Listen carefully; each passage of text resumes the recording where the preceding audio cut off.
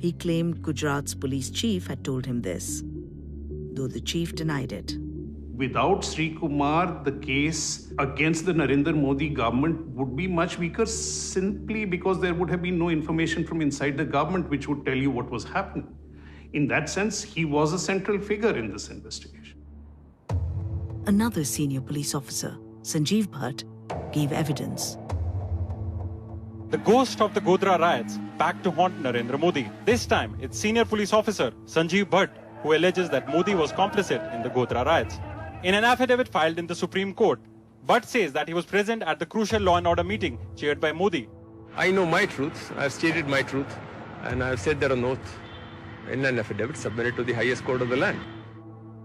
When he started deposing before the SIT, my father stated that the control room contacted him, saying that an unofficial meeting has been called at the Chief Minister's residence and that his presence was required. He said that Narendra Modi ended up saying that the emotions were running very high in the Hindus and it was imperative that the Hindus be allowed to vent their anger. He said that Narendra Modi had directed the police force to step down, look the other way. Mr. Modi and other officials at the meeting said Mr. Bhatt did not attend. But an independent advisor to the Supreme Court said there was enough evidence to consider prosecuting Mr. Modi. This is a prominent legal person who has reached his own conclusions about what is there. And I think some of those conclusions needed to be taken note of.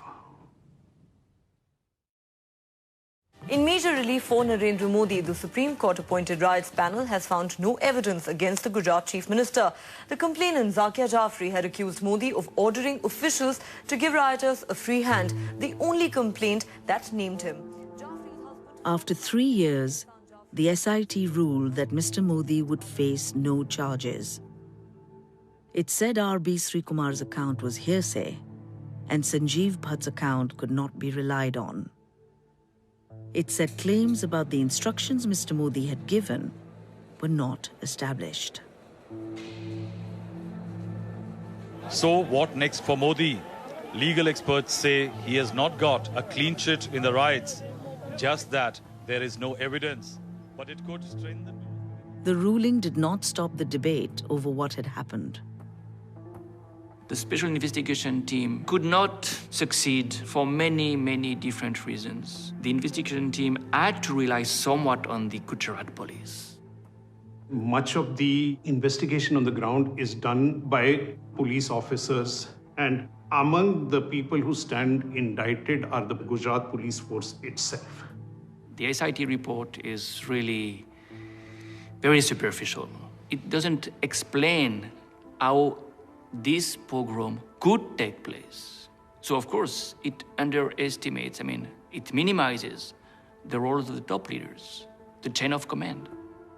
To establish criminal conspiracy in law is often very difficult. Just because they have arrived at the conclusion there was no criminal conspiracy is not the same as saying the conduct is above question, that there were not serious lapses. That in no way takes away all the important questions that still stand on the 2002 violence. Yes, there were some people who said they were at a particular meeting when others said they were not. Agenda was to destroy Narendra Modi politically. The agenda was explicitly political. I don't think they were concerned about Muslim victims. And these included a section of the media. These included journalists. These included NGOs. I think ultimately at the end of the day, the SIT findings didn't implicate Mr. Modi. The SIT gave a clean sheet to Narendra Modi. We have to have faith on our institution, and we have to put a full stop on something, and we have to move forward. The verdict cleared the way for Mr. Modi to run for Prime Minister. The travel bans were lifted. Diplomatic relations with the West were restored. I don't think that I had any doubt that Mr. Modi is going to be the next Prime Minister. Narendra Modi, India's next Prime Minister, riding into Delhi in triumph after he won an election landslide with his promise that good days are coming for India.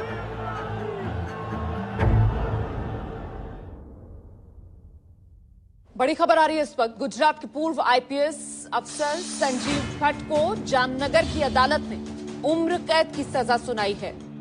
Sanjeev Bhatt was jailed for life in 2019 over a death in custody case dating back 30 years. His family insists he is innocent, and many say his trial was unfair. The government will try to do whatever they can to ensure that my father's voice is not heard. He is the sole surviving witness who can tie Narendra Modi to the carnage of 2002. No one has ever been convicted for the Dawood family murders. Still feeling very angry, very frustrated. It feels like there's no justice there. Ehsan Jaffrey's widow challenged the findings of the SIT in court. In June 2022, India's Supreme Court upheld the findings, saying there was no larger conspiracy. It ruled the testimonies of Sanjeev Bhatt and R.B. Srikumar were replete with falsehood, and said those involved in abuse of process need to be in the dock. Shortly after, Mr. Modi's closest political ally spoke out about the case. आज court ने स्पष्ट कर दिया कि सरकार ने दंगा रोकने के लिए भरसक प्रयास किए। ये लंबी लड़ाई मोदी जी ने बहुत धैर्यपूर्वक सारी वेदनाओं को, वो विष को हजम करते हुए लड़े, और आज चमकते सूर्य की तरह सत्य बाहर आया है। मोदी जी जीत कर बाहर आए हैं।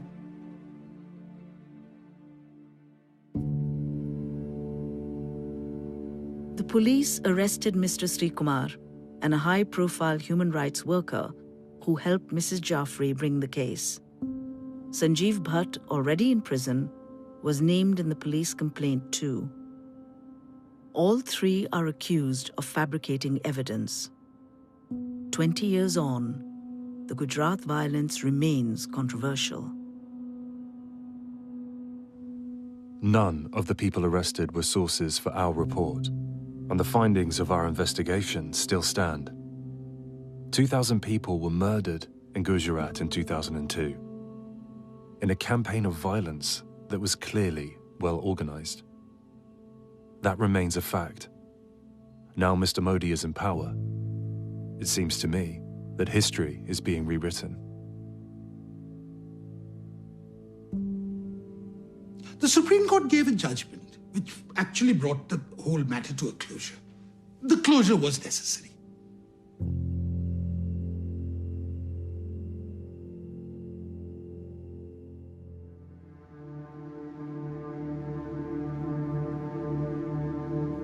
The series continues same time next week on BBC.